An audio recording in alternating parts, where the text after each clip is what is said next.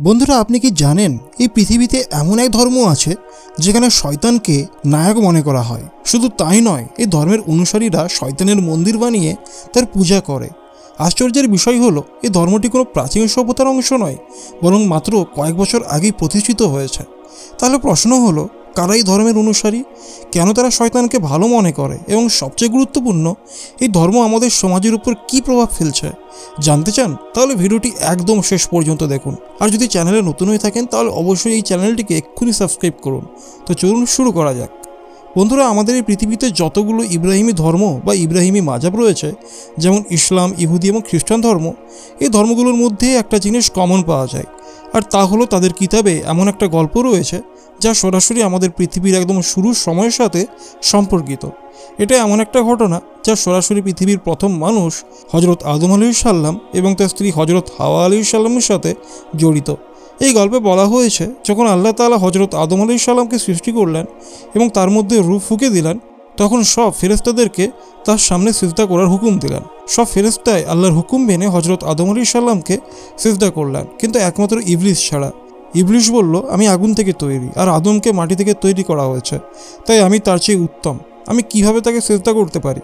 এই বিদ্রোহ এবং অহংকারের কারণে তাকে আল্লাহর দরবার থেকে চিরতরে বের করে দেওয়া হয়েছিল। এরপর ইবলিস নামের এই জিন আল্লাহর কাছে তার বান্দাদেরকে কিয়ামত পর্যন্ত গুমরাহ করার জন্য সময় ও শক্তি চাইল, যা আল্লাহ তাকে দিয়ে দিলেন।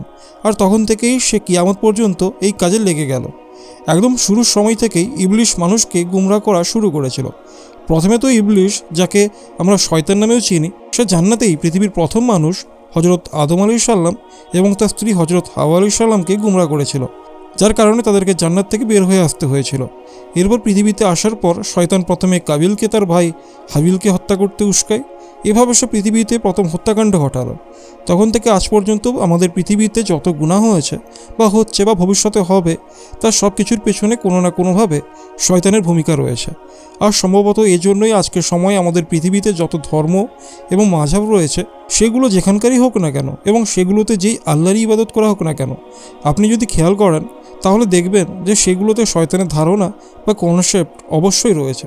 তবে এটা আলাদা যে প্রতিটি ধর্ম এবং মাযহাবে শয়তান নামের চরিত্রটিকে আলাদা আলাদা নামে জানা যায়। বন্ধুরা, আপনি জানলে অবাক হবেন, ডেভিল বা ইবলিস এবং শয়তান নামের এই চরিত্রটিকে পৃথিবীর প্রায় সব ধর্ম এবং মাযহাবেই একটি ভিলেন হিসেবে দেখা হয়।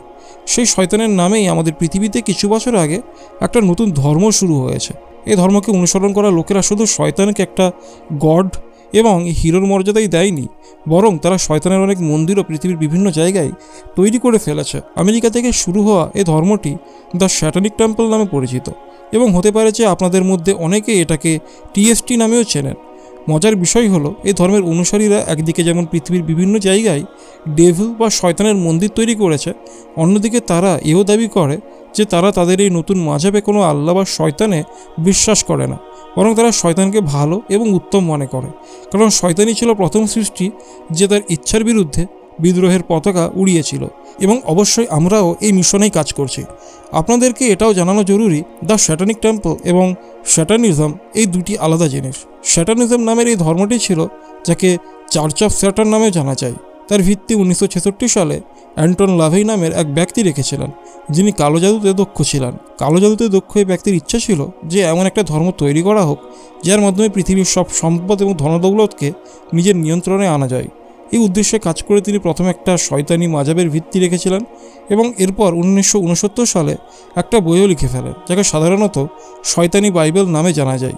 শুরুতে এই ব্যক্তিকে বেশ সাফল্য মিলেছিল, কারণ হলিউডের অনেক বড় বড় সুপারস্টার এবং পাশ্চাত্য দেশগুলোর অনেক বিখ্যাত ব্যক্তিরা এই ধর্মকে গ্রহণ করতে শুরু করেছিলেন। কিন্তু সাধারণ মানুষের মধ্যেই নতুন ধর্মটি জায়গা করে নিতে পারেনি, যার কারণে আজকের দিনে খুব কম লোকই এই ধর্ম সম্পর্কে জানেন। কিন্তু যে ধর্মের কথা আজ আমরা আপনাদের বলছি তা হলো দ্য স্যাটানিক টেম্পল, যা মাত্র 2012 সাল থেকে শুরু হয়েছে।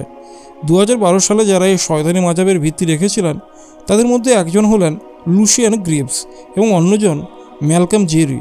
এছাড়া আপনাদেরকে জানানো যাক যে এই নতুন ধর্ম তৈরি করার পেছনে সবচেয়ে বড় ভূমিকা রেখেছিলেন আমেরিকার প্রাক্তন প্রেসিডেন্ট জর্জ ডব্লিউ বুশ এবং তার সমর্থকরা। এই জন্য এই ধর্মটি শুরু হওয়ার মাত্র কয়েক বছরের মধ্যেই এটি কানাডা, অস্ট্রেলিয়া, যুক্তরাজ্য এবং এরকম অনেক বড় বড় দেশের বড় বড় শহরে ছড়িয়ে পড়েছে। তবে ধর্মের হেডকোয়ার্টার এখনও আমেরিকাতেই রয়েছে।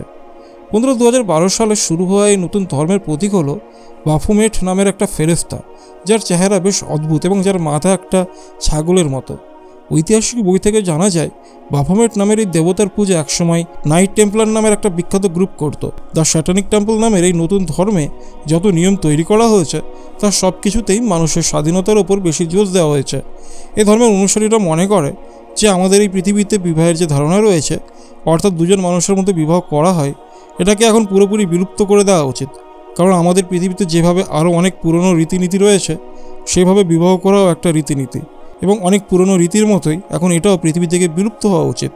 আর যখন দুজন মানুষের মধ্যে শারীরিক সম্পর্ক তৈরি হয়, তখন বিবাহের মতো বড় বন্ধনে আবদ্ধ হওয়া জরুরি নয়, বরং শারীরিক সম্পর্ক তৈরি করার জন্য দুজন মানুষের মধ্যে সম্মতি থাকা যথেষ্ট। এছাড়াই ধর্মের অনুসারীরা নারীদের গর্ভপাত সংক্রান্ত অধিকার নিয়েও প্রতিবাদ করে থাকে। আপনি দেখে থাকবেন যে গত কয়েক বছরে আমেরিকা এবং ইউরোপের অনেক দেশে নারীদের গর্ভপাত সংক্রান্ত প্রতিবাদ হয়েছে, যেখানেই দাবি করা হয় যে নারীদেরকে গর্ভপাত সংক্রান্ত সব অধিকার দেওয়া হোক। অর্থাৎ যদি তারা গর্ভপাত করাতে চায়, তারা তাদেরকে পরিবারের কোনো সদস্যের অনুমতি বা সরকারের কোনো নিয়ম মেনে চলার প্রয়োজন নেই, বরং তারা যখন চায় যে কোনো অবস্থায় গর্ভপাত করাতে পারে। মনে রাখবেন, এই ধরনের প্রতিবাদও বেশিরভাগ এই সংগঠনের পক্ষ থেকে করানো হয়। দ্য স্যাটানিক টেম্পল নামের এই ধর্মের সময় সময় 5টি আলাদা আলাদা উৎসবও পালন করা হয়।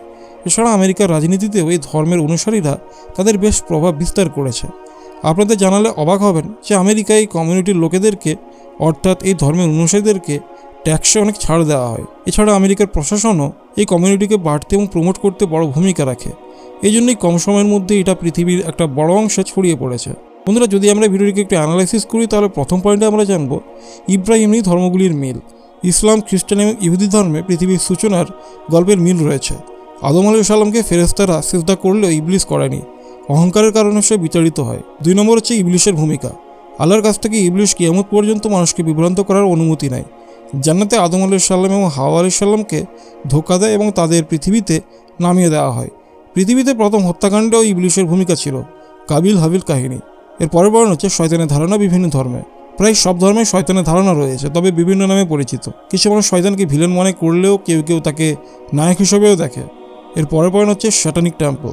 আমেরিকায় প্রতিষ্ঠিত একটা নতুন ধর্ম যা শয়তানকে ভালো হিসাবে উপস্থাপন করে। এটা কোনো ঐশ্বরিক সত্ত্বে বিশ্বাস করে না, বরং বিদ্রোহের প্রতীক হিসেবে শয়তানকে দেখে। এর পরের পয়েন্ট হচ্ছে স্যাটানিজম বনাম স্যাটানিক টেম্পল। স্যাটানিজম শুরু হয় 1966 সালে চার্চ অফ স্যাটান প্রতিষ্ঠার মাধ্যমে। এর প্রতিষ্ঠাতা অ্যান্টন লাভেই কালো জাদুর মাধ্যমে সম্পদ অর্জনের লক্ষ্য স্থির করেছিলেন। 2012 সালে স্যাটানিক টেম্পল প্রতিষ্ঠিত হয়, যার লক্ষ্য সমাজে শয়তানের ধারণাকে প্রতিষ্ঠিত করা। এর পরের পয়েন্ট হচ্ছে ধর্মীয় সামাজিক প্রভাব। এই সংগঠন বিবাহ ব্যবস্থার বিলুপ্তি চায় এবং শারীরিক সম্পর্কের স্বাধীনতাকে জোরালোভাবে সমর্থন করে। গর্ভপাতের অধিকারের পক্ষে আন্দোলন চালায়। আমেরিকার প্রশাসন তাদের ট্যাক্স সুবিধা দেয় এবং প্রচারে সহায়তা করে। এই ধর্ম সমাজে নানা বিতর্ক সৃষ্টি করেছে এবং দ্রুত ছড়িয়ে পড়েছে। মানুষকে সচেতন থাকা উচিত, কারণ এই মতবাদ ধর্মীয় ও সামাজিক মূল্যবোধের সঙ্গে সাংঘর্ষিক হতে পারে। তো বন্ধুরা, এই ছিল ভিডিওটি ভালো লাগলে অবশ্যই একটি লাইক করবেন, আর চ্যানেলে যদি নতুন থাকেন তাহলে অবশ্যই চ্যানেলটিকে সাবস্ক্রাইব করে বেল আইকন প্রেস করবেন। তো চলুন, দেখা হবে পরের ভিডিওতে। আসসালামু আলাইকুম।